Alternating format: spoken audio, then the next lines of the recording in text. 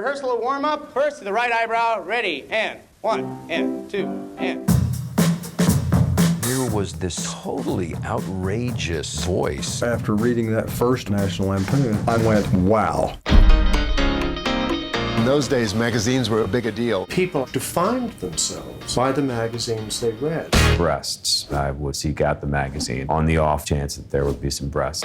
Tell me about National Lampoon. Why do you think it's so popular? They're designed to flatter a particular audience of fairly well-to-do nobodies.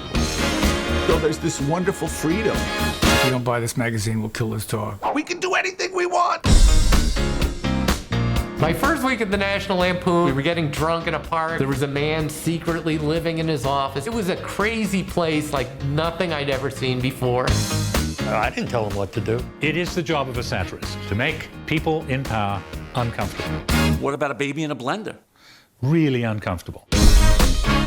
We were taking on the idiocy of our own generation.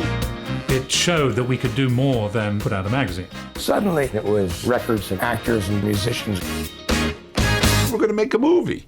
I said, hey, why don't you write this high school movie? There was so much sex. We can't do this in a high school. We'll get lynched. So that became Animal House. And from that moment on, we went from being criminals to heroes. What we didn't anticipate was that Hollywood would take away all of our creative talent.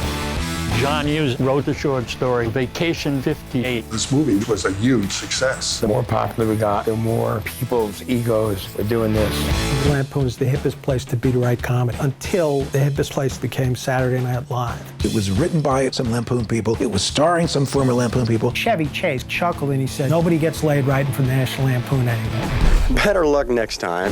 You get drunk, you go home, you get up in the morning and you write the piece. You could get high just walking in. They became all of modern comedy. You are never going to see people like that again. And I'm going to end it on that note.